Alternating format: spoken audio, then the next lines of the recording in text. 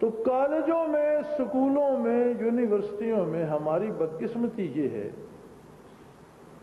کہ نصف صدی کی آزادی میں بھی ہم اپنے ملک میں وہ علوم جو قلبی ہیں، وہ علوم جو نبی علیہ الصلوۃ والسلام نے عطا فرمایا، وہ علوم جو اللہ کی کتاب میں ہیں، ان کو ہم اپنے بچوں کے لیے نصاب کا حصہ نہیں بنا سکے۔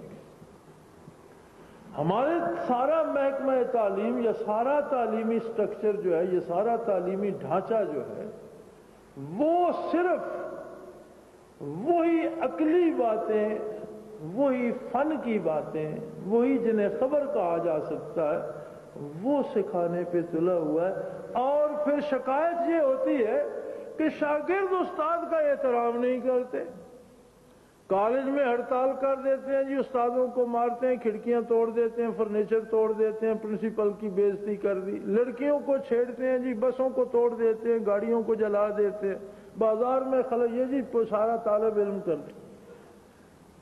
لیکن شکایت کرنے والا معاشرہ یہ نہیں سوچتا کہ ان نو نہالوں کو تم سجائے ہوئے جانور سے زیادہ کچھ بنا بھی تو نہیں رہے۔ جانور ہے، اگر کسی وقت اس کی رسی نکل گئی یا وہ اپنے اس میں آ گیا مستی میں تو وہ کرے گا۔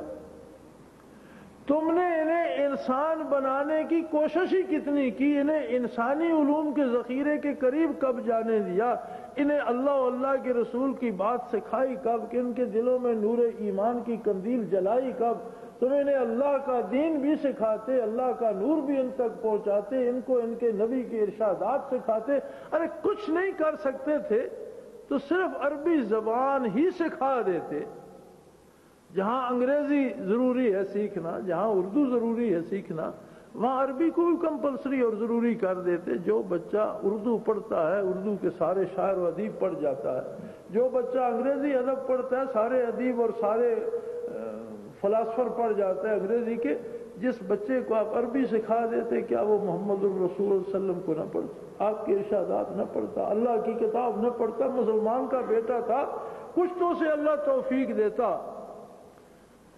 لیکن جب ہم نے خود اپنے آپ کو بھی، اپنی اولاد کو بھی، اپنی آنے والی نسل کو بھی اس نور سے بیگانہ کر رکھا ہے تو سدھرنے کی بات کہاں ہوگی؟ اس لیے علم بڑی دولت ہے، لیکن یہ جانچنے کے بعد کہ علم حقیقتاً ہے کیا۔ سب سے بنیادی اور ضروری بات یہ ہے کہ مومن سب سے پہلے اس کلمے کو جانتا ہو جو وہ پڑھتا ہے۔ مجھے بڑے افسوس سے کہنا پڑتا ہے کہ ہم کلمہ طیبہ کو اتنا بھی نہیں جانتے جتنا ابو جہل سمجھتا تھا۔ ابو جہل ایک دن بڑا پریشان بیٹھا تھا تو کسی نوجوان نے اسے پریشان بیٹھے ہوئے دیکھ کر اس نے کہا، چچا یا ماموں کہہ کر، اس نے قریبی عزیز تھا اس کا، اس نے کہا بھئی آپ اتنے پریشان کیوں آپ کھوئے کھوئے سے رہتے ہیں اور اتنے پریشان ہیں؟ آپ تو ہر وقت کہہ کے لگانے والے آدمی تھے، یہ کیا ہو گیا آپ کو؟ تو کہنے لگا یار اس ایک بندے نے ہماری سارا سکون غارت کر دیا ہے اور ہمارے چہرے سے مسکراہٹ چھین لی ہے، ایک بندے نے ہمیں ہلا کر رکھ دیا۔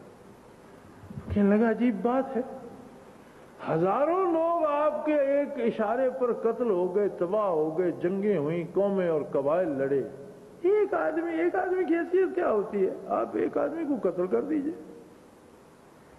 جب یا تو آپ کا دامن بڑا پاک ہو، کوئی خون کا داغ نہیں ہے، آپ کا تو سارا دامن ہی خون سے رنگا ہوا ہے، ایک بندہ اور صحیح۔ تو کہنے لگا تم بیوقوف ہو، تم کیا سمجھتے ہو کہ ہم نے اس کے قتل میں کوئی کوشش میں کمی کی ہے؟ ایسا نہیں ہے۔ بات یہ ہے کہ وہ اللہ کا رسول ہے، اللہ اس کی حفاظت کرتا ہے، ہم کیسے قتل کریں؟ تو وہ لڑکا بڑا حیران، کہنے لگا تو تم جانتے ہو وہ اللہ کا رسول ہے، یہ تمہیں خبر ہے؟ اس نے کہا ہاں مجھے پتا ہے۔ کہنے لگا پھر جو کلمہ وہ کہتے ہیں وہ پڑھ لو، پھر اس میں جب تم خود جانتے ہو، گواہی دے رہے ہو۔ کہنے لگا یہی تو تیری سمجھ میں بات نہیں آتی، جو کلمہ وہ پڑھاتا ہے وہ کلمہ پڑھنے کے بعد ہمارے پلے کچھ بھی نہیں رہ جاتا، ساری حکومت پھر اللہ ہی کی ہو جاتی ہے، ہم تو بالکل عام آدمی بن جائے، ہمارے پلے تو کچھ نہیں، ہماری کوئی حیثیت ہی نہیں رہتی۔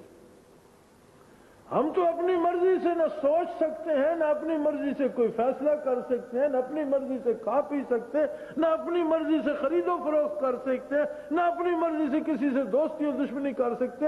کلمہ پڑھ لینے کے بعد کہنے لگا کہ ہم تو بالکل زیرو ہو جاتے ہیں، ہمیں کیوں کلمہ پڑھے، ہم تو ختم ہو جائیں گے۔